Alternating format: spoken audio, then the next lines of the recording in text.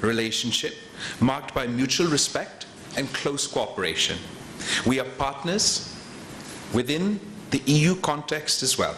The two countries have had regular interactions in the recent past, and this reflects the resolve of both sides to deepen our consultations on issues of peace and stability in the region and to work closely for the promotion of bilateral relations. Germany is the largest trading partner of Pakistan within the European Union and also the fifth largest export destination for Pakistan internationally. Germany is one of the few countries with which Pakistan has a positive trade balance. Last year, Pakistan's exports to Germany stood at $2.5 billion, and imports from Germany were $1.3 billion. And Germany is the seventh largest foreign direct investor in Pakistan, with 35 German companies investing in Pakistan with a total investment of US dollars 380.5 million. Foreign Minister Baerbock and I discussed our bilateral ties, which completed 70 years in 2021.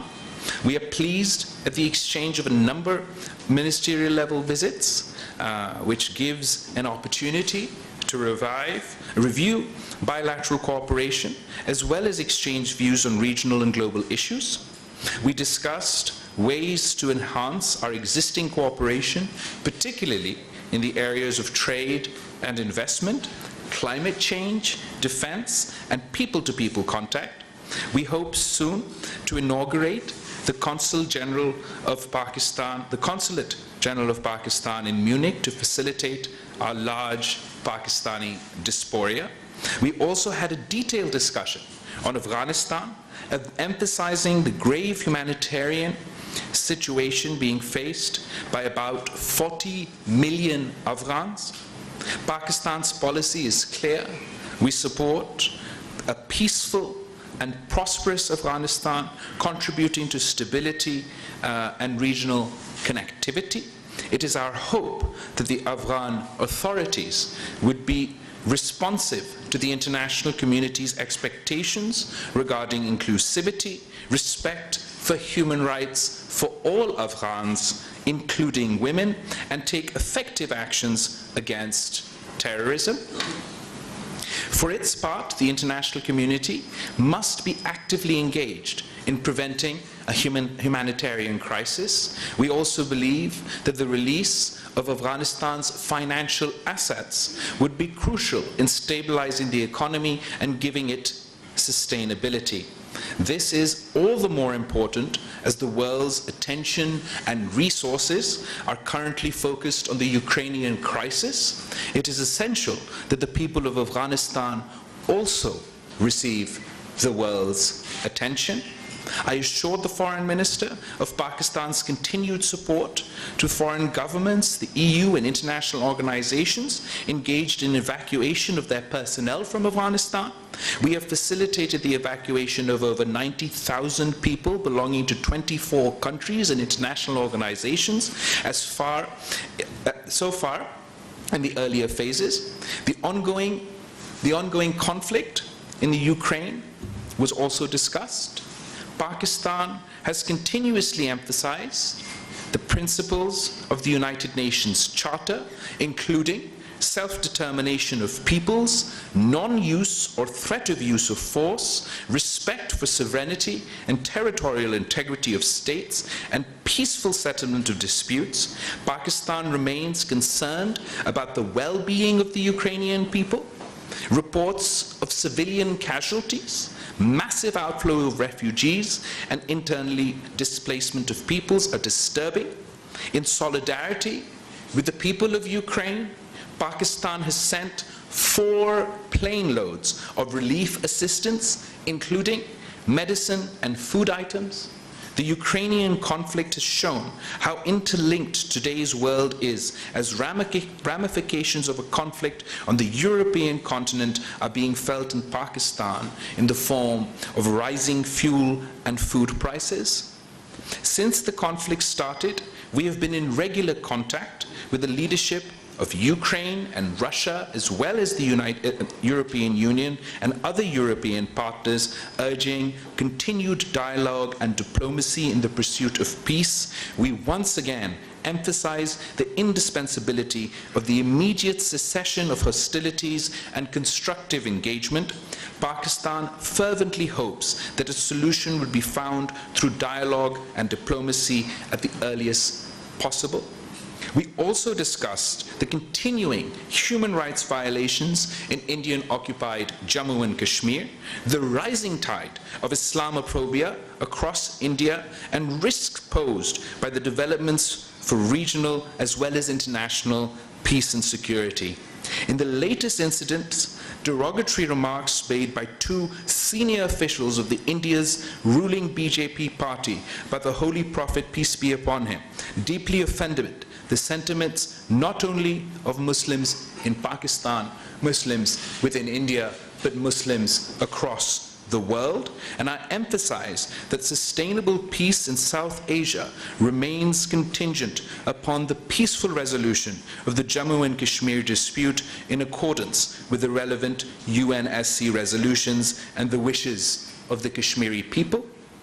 Pakistan has close cooperations with Germany in a number of areas, and we desire to expand it further to other areas of mutual benefit of our two countries. I conclude by thanking the Foreign Minister for her visit, and I look forward to continuing to work with her towards regional peace and for further deepening our bilateral ties. I will now give the floor to the Foreign Minister of Germany.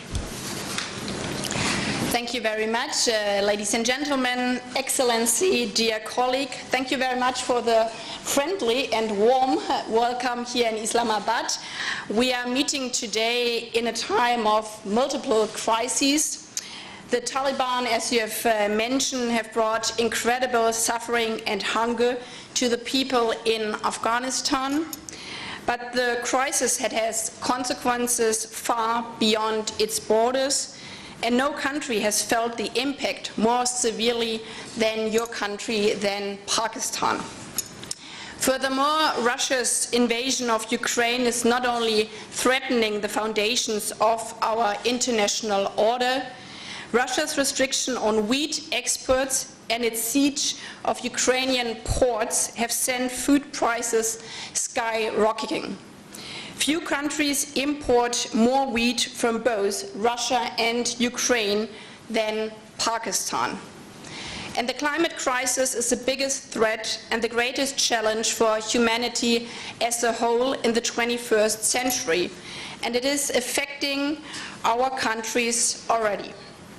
These crises mutually reinforce each other, and therefore we cannot deal with them separately. But we must tackle them all at the same time.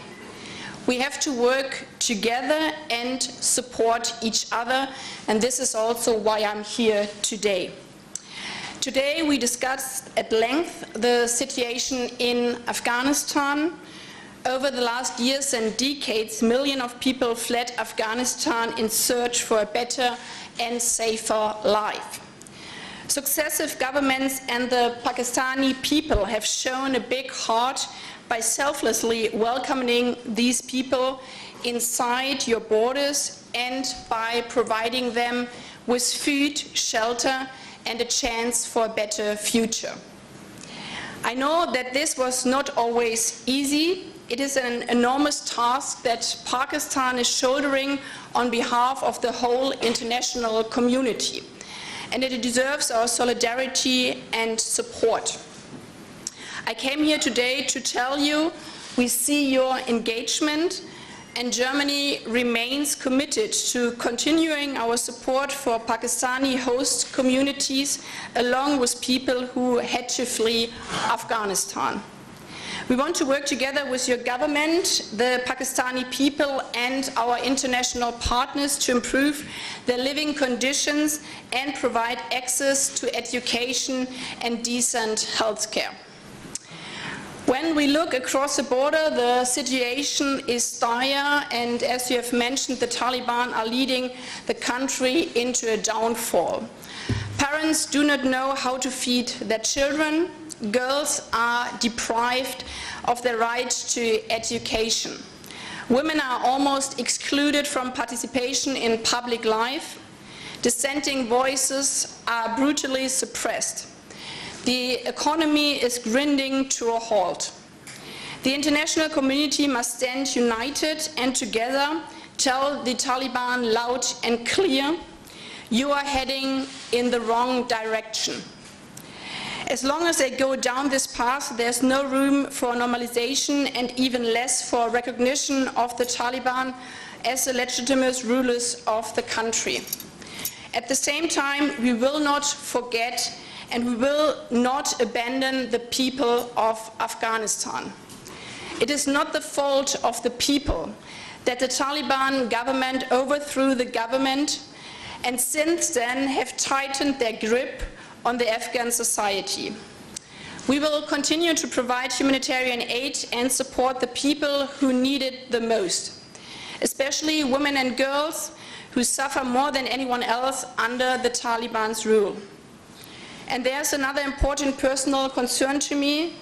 Afghans who have worked for German institutions or committed themselves to the democratic cause and human rights deserve our protection. Pakistan has been our closest and most reliable partner in this regard. Through our close cooperation over the last months, more than 14,000 Afghans who are particularly at risk could travel via Pakistan to Germany to start a new life in safety and without fear. So most of all, I'm here to say thank you. Thank you to Pakistan, thank you to the Pakistani people. We are really grateful for all the support you have given us. I very much hope that we will continue our successful cooperation and find ways to help those still remaining in their difficult situation. These past months have shown how much we can achieve when we work together, and I hope we can apply this to other areas and deepen and strengthen our bilateral relations. As I said in the beginning, we cannot deal with the different crises separately. They are interlinked and we have to work together. Russia's war of aggression sets a dangerous precedent, not only for Europe, but for the whole world. Our world will be a much more dangerous place if the law of the strongest applies and not international law. Therefore, we all must stand by Ukraine and defend its territorial integrity and sovereignty with words and actions. When it comes to the climate crisis, we are all living in the same house and the roof is already on fire. We are running out of time and have now to act. Both of our still relatively new governments have made this topic a priority. And I hope that Pakistan, as G77 chair, will participate at the Petersburg Climate Dialogue, which we are co-hosting with Egypt in July in Berlin. Last year, Germany and Pakistan established a joint build on this partnership, move forward with the energy transition, and lift our bilateral climate cooperation to the next level. We also discussed opportunities for increased trade and investment between our countries, particularly in the field of renewable energy. I'm convinced that successful economic integration depends on common values and standards. That is why, with regard to EU trade preferences, full implementation of human rights commitments is crucial. I will also have the opportunity to discuss this with civil society representatives later today. Experience shows in your country, in my country, that women's rights are an important indicator for the state of human rights and for well-being in a society as a whole. That is why I'm looking forward to visiting a police station focused on combating gender-based violence tomorrow. Dear colleague, Excellencies, faced with multiple crises, we only have a fighting chance if we exchange ideas, discuss openly and frank, and cooperate closely. I'm optimistic that our meeting today has laid the groundwork for our successful cooperation in the future, and thank you again for the warm welcome here in Islamabad. Thank you. Thank you, Foreign Ministers. The Ministers would have time to take a couple of questions. I propose to take questions alternatively from our colleagues from Germany and Pakistan. And let me start by giving the question to a gentleman on the right. Please introduce yourself and also to whom you are addressing the question. Yeah, my name is Jörg Blank from a German press agency, DPA, and the first question goes to Ms. Baerbock. What can be done to help the people of Afghanistan while increasing pressure on Taliban at the same time? And the second question to Mr. Sadari. Al-Qaeda can once again operate from Afghanistan, so what can Pakistan do about it to fight the terrorism in Afghanistan? Thank you. Thanks for your question. It is crucial that the Taliban hear the same message from all of us, and that's why we discussed the situation in Afghanistan very extensively. We are facing a humanitarian disaster, and this is also why we, both countries, continue to provide humanitarian aid, because we cannot let people starve. But anything else above humanitarian aid must be strictly conditionalized. We see, in my point of view, that the Taliban are heading towards the wrong direction, and therefore it is also crucial that economic supports need to be conditionalized with regard to the basic rights of the people. But this is also part of foreign policy. We have to be very honest. Our influence on what happens inside Afghanistan is very limited. It depends on the Taliban making rational choices in their own economic interest, and that is not what they are doing right now, and therefore we are supporting the people of Afghanistan with humanitarian relief and bringing out those who are endangered by their life. I'm going to address all three of the questions because I think it highlights sort of the main expectations from Pakistan and the international community from Afghanistan. One is dealing with the humanitarian economic crisis, and then, as you said, terrorist activity from Afghanistan vis-a-vis Al-Qaeda. We have in Pakistan been facing the brunt of terrorism and extremism over the past many decades, and so have, of course, the people of Afghanistan. It is in our interest and in the world's interest that there is a peaceful and stable Afghanistan that does not have its soil used for terrorist activities within the international within the region or anywhere else in the world. There are questions as far as the capacity of the new regime to tackle this problem, and it is important for us to engage with them, as far as our security concerns are concerned, or terrorist activity from any group impacting any country is concerned. But what I must emphasize is that